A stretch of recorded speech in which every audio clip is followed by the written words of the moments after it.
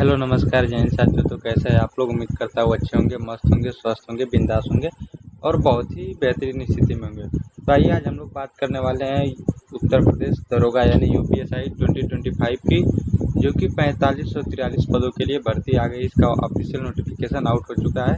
इस वीडियो में हम लोग डिटेल चर्चा करने वाले हैं कि इसमें आयु आपकी क्या रहने वाली है, योग्यता क्या रहने वाली है, एग्जाम पैटर्न क्या होने वाला है और सिलेबस आपका क्या रहने वाला है। और इन सब में सबसे बड़ी बात कि इस बार क्या नया बदलाव हुआ है, मतलब कि इस बार क्या क्या बदलाव हुआ है, इन सब के बारे में हम लोग संपूर्ण चर्चा करने वाले हैं, संपूर्ण जानकारी इकट्ठा करेंगे। तो वीडियो के अंत तक बने रहिए और हम लोग वीडियो में एक एक बात पर देखेंगे। और आपको कोई भी समस्या तो आप कमेंट में ज़रूर पूछ लीजिएगा, लेकिन इस वीडियो में मैं आपका सारा क्लियर कर दूंगा कि क्या है, क्या कैसे है, सब कुछ मैं बता दूंगा। तो वीडियो को स्टार्ट करने से पहले आपसे एक निवेदन है कि अगर आप चैनल पर नए हैं तो चैनल को सब्सक्राइब जरूर करिए और वीडियो अच्छा लगे तो एक लाइक कीजिए और साथ में बेल आइकन को दबाना ना भूलिएगा, क्योंकि इस तरह का जब भी कोई वीडियो अपलोड हो उसका नोटिफिकेशन सबसे पहले आप तक पहुंचे। तो फिर चलिए वीडियो को शुरू करते हैं और यहाँ पे देखते हैं स्टेप बाय स्टेप क्या और कैसे होने वाला है। चलिए तो फिर देखते हैं यहाँ पे जो आपकी आवेदन की साड़ी शुरू हो चुकी है आपके लिए। तो इसमें जो ऑनलाइन आप आवेदन करेंगे वो 12 अगस्त 2025 से 11 सितंबर 2025 तक आप आवेदन कर सकते हैं इसमें। और इसमें जो आवेदन की शुल्क जमा करना है आपको वो 12 अगस्त से लेकर 11 सितंबर तक जमा कर सकते हैं। और जमा किए गए शुल्क का समायोजित तिथि, मतलब जो फाइनल सबमिशन होता है, मतलब जो फाइनल सबमिट करेंगे उसको 12 अगस्त 2025 से लेकर 13 सितंबर 2025 तक आप इसे फाइनल सबमिट कर सकते हैं। ठीक है, तो यहाँ पर ये क्लियर हो गया। तो इसके आगे बढ़ते हैं क्या है। तो यहाँ पर जो आपका आवेदन शुल्क लगने वाला है, मतलब कि जो आप फॉर्म भरेंगे तो आपका जो पैसा लगेगा वो जनरल ईडब्ल्यूएस और ओबीसी के लिए 500 रुपये है और एससी एसटी के लिए वो 400 रुपये है। ठीक है, और इसमें जो ऑनलाइन रजिस्ट्रेशन का फी होता है वो अलग से आपको चार्ज करना पड़ेगा, ये केवल ऑफिशियल जो कि संस्था की फीस है। ठीक है, उसके आगे देखते हैं यहाँ पे जो आयु सीमा है। इसमें जो सबसे बड़ा बदलाव है कि इस बार आयु में आपको 3 वर्ष का छूट मिला है, मतलब कि आपको जो 21 से 28 वर्ष की उम्र तक आप जो भर्ती प्रक्रिया देखते थे, अब वो 11 मतलब 21 वर्ष से लेकर 31, मतलब कि इसमें 28 में 3 साल जुड़ गया। ठीक है, ये जनरल के लिए और ओबीसी एससी एसटी के लिए है। 21 साल से लेकर 36 साल तक आप इस भर्ती को इस बार देख सकते हैं। जिनकी उम्र मतलब कि 31 वर्ष तक हो गई है जनरल में वो भी भर्ती देख सकता है, और ओबीसी एससी एसटी में जिसकी उम्र 36 ईयर तक हो गई है वो भी इस बार भर्ती को देख सकता है। लेकिन अगली बार इसका क्या रिक्रूटमेंट होगा उसके बारे में वो अगली भर्ती में अपना नोटिफिकेशन निकालेंगे। ठीक है, अगर यहाँ तक क्लियर हो गया तो आगे बढ़ते हैं। आपके लिए योग्यता क्या रहने वाली है। योग्यता जो आपका रहने वाली है वो किसी भी मान्यता प्राप्त कॉलेज से आपका स्नातक डिग्री यानी बीए, बीएससी या फिर बीकॉम, बीबीए, मतलब कोई भी डिग्री हो लेकिन आपके पास स्नातक की डिग्री हो। आप एमए कर लिए तो भी दे सकते हैं। अगर 12th पास पे सोचे कि आप इसको देना तो 12th पास पे आप नहीं दे सकते हैं। आपको मतलब कि कम से कम ग्रेजुएशन तो होना आपका अनिवार्य है। ठीक है, उसके आगे बढ़ते हैं।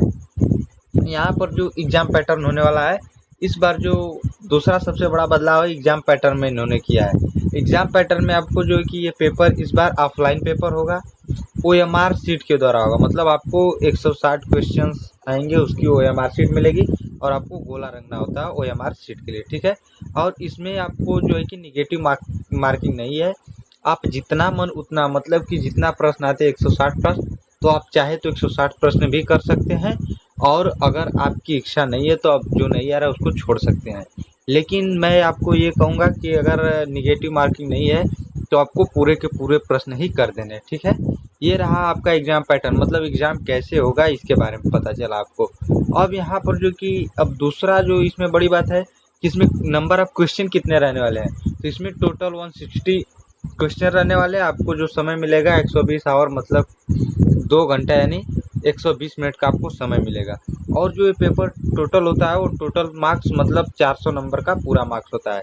मतलब जो आपका एक क्वेश्चन होता है इसके लिए आपको 2.5 मार्क्स मिलते हैं।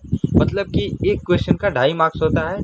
और इसमें जो आपके हिंदी वाले सेक्शन में आएंगे वो 40 प्रश्न आएंगे, जो कि लगभग 100 नंबर का होता है, लगभग क्या पूरा शेयर 100 नंबर का होता है। मतलब 100 नंबर का चारों सेक्शन होते हैं। मैथ के भी 40 क्वेश्चन आएंगे, रीजनिंग के भी 40 क्वेश्चन आएंगे और जीके और जीएस के भी 40 क्वेश्चन आएंगे। तो ठीक है, यहाँ पे मैं आप लोगों के लिए एक डिटेल सिलेबस लेकर आने वाला हूँ कि हिंदी में किन किन टॉपिक से प्रश्न आएंगे, रीजनिंग में किन किन टॉपिक से मतलब प्रश्न आएंगे, मैथ में किन किन टॉपिक से प्रश्न आएंगे, जीके और जीएस में किन किन टॉपिक से प्रश्न आएंगे। उन सभी को मैं आप लोगों के लिए लेकर आने वाला हूँ एक डिटेल सिलेबस, जिसका मैं जस्ट इसके बाद उस वीडियो को भी थोड़ा देर में अपलोड कर दूंगा, क्योंकि उसके बिना आपका ये अधूरा रहेगा तैयारी। और इसमें सबसे बड़ी बात नोट में बताया गया है, सभी विषय में आपको 35% स्कोर करना अनिवार्य है। मतलब कि ये जो 40 क्वेश्चन आपको इसमें से करना है, तो इसमें से लगभग आपको अगर निकालेंगे तो आ जाएगा आपका 35 क्वेश्चन, लगभग मानकर चलिए कि 12 से 15 क्वेश्चन आपको लगभग 12-13 प्रश्न आपको कम से कम सही करने हैं, तभी आपकी कॉपी चेक होगी, वरना आपकी कॉपी भी नहीं चेक होगी। तो इसके लिए आपको करना होगा कि कम से कम 14 प्रश्नों को सही करिए, तभी आपकी कॉपी चेक होगी। अब तो ये इस बार पुलिस में भी आ गया है कि कम से कम 30 प्रश्नों को सही करना है, निगेटिव मार्किंग हटा दी गई है। और जो आपका एक दूसरी सबसे बड़ी बात है कि फाइनल मेरिट कुल मार्क्स पर आधारित होगी। मतलब कि जैसे कि अगर आपने हिंदी में पूरा 40 में 40 सही कर दिया, अगर मैथ में आपने एक भी प्रश्न नहीं सही किया या 11-12 प्रश्न से कम सही किया, तो आपकी कॉपी ही नहीं चेक होगी। और जो फाइनल मेरिट होगी वो सभी विषयों पर आधारित होगी। मतलब कि आप जितने प्रश्न किए रहेंगे सब प्रश्नों को जोड़कर फाइनल मेरिट आएगी। ठीक है, तो इसलिए आपको ध्यान देना है कि कम से कम 14-15 क्वेश्चन तो हर सेक्शन में ही सही करना है। ये आपके लिए एकदम अनिवार्य रूप से आपको करना है। ठीक है, तो अगर आप मान कर चलिए कि आप अगर 40 में से लगभग 35 क्वेश्चन सही करते हैं हर सेक्शन में, तभी जाकर आपका सिलेक्शन पक्का होगा, वरना इस इस समय भीड़ बहुत ज़्यादा है, आपका सिलेक्शन रुक सकता है। ठीक है, तो चलिए आगे बढ़ते देखते हैं फिर क्या है। आपके लिए शारीरिक मानक जो है, जो आपके लिए शारीरिक मानक तय किया गया है, फिजिकल तय किया गया है, जो बॉयज़ होते हैं उनको 28 मिनट में 48 मीटर दौड़ना होता है, और जो गर्ल्स हैं उनके लिए 16 मिनट में 2400 मीटर दौड़ना होता है। ठीक है, यहाँ पर देखिए कि बॉयज़ के लिए हाइट और चेस्ट की बात क्या क्या कैसे है। जनरल ओबीसी और ईडब्ल्यूएस के बच्चों के लिए हाइट कम से कम 168 सेंटीमीटर होना चाहिए, और जो चेस्ट है मतलब सीना कम से कम 84 सेंटीमीटर होना चाहिए। और ये जो 84 सेंटीमीटर है ये फुलाने के बाद होना चाहिए। बाकी अगर नॉर्मल देखा जाए तो 79 सेंटीमीटर उनका चेस्ट होना चाहिए बिना फुलाए हुए। और एसटी एससी के बच्चों के लिए जो कि 160 सेंटीमीटर उनकी हाइट होनी चाहिए, और 82 सेंटीमीटर जो चेस्ट है वो फुलाव के बाद होनी चाहिए। अगर बिना फुलाव के सामान्यतः देखा जाए तो आपका 77 सेंटीमीटर कम से कम आपका चेस्ट होना मैंडेटरी है, मतलब जरूरी है। और लड़कियों के लिए जो हाइट की बात की गई है वो जनरल ओबीसी डब्ल्यूएस के लिए 152 सेंटीमीटर, मतलब कि 152 सेंटीमीटर आपकी हाइट होनी चाहिए जनरल ओबीसी और ईडब्ल्यूएस के लिए। और जो एससी एसटी की लड़कियां हैं उनके लिए 147 सेंटीमीटर होना चाहिए। मतलब कि एससी एसटी वालों को 5 सेंटीमीटर का जो कि कंसेशन दिया गया है। जो भी कैंडिडेट है इसमें गर्ल्स में आपको चेस्ट नहीं देखा जाता है, यहाँ पे आपकी वेट देखी जाएगी।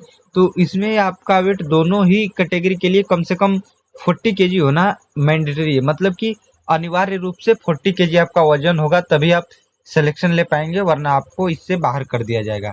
और जो रेस होती है वो रिटर्न निकालने के बाद आपका 2.4 किलोमीटर लड़कियों, जो महिला कैंडिडेट होती हैं इनको 16 मिनट में, और जो बॉयज़ कैंडिडेट होते हैं इनको मतलब कि 4800 मीटर जो होता है वो 28 मिनट्स में तय करना होता है।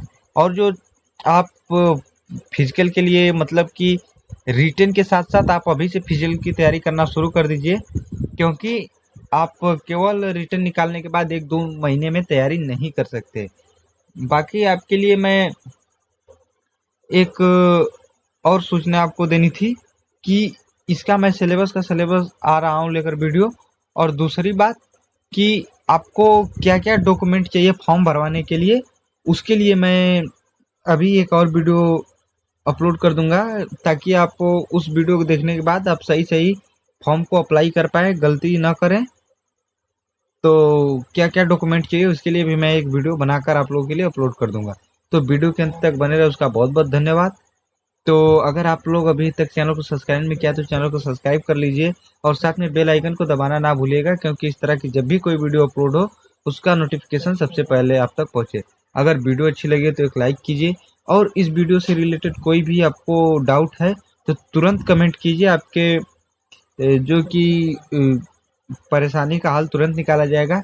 और इस वीडियो को उस दोस्त भाई बहन के साथ शेयर करिए, उनके ग्रुप में शेयर करिए जो अभी नहीं जानते हैं कि क्या कैसे इसकी क्या क्राइटेरिया है फॉर्म भरने की।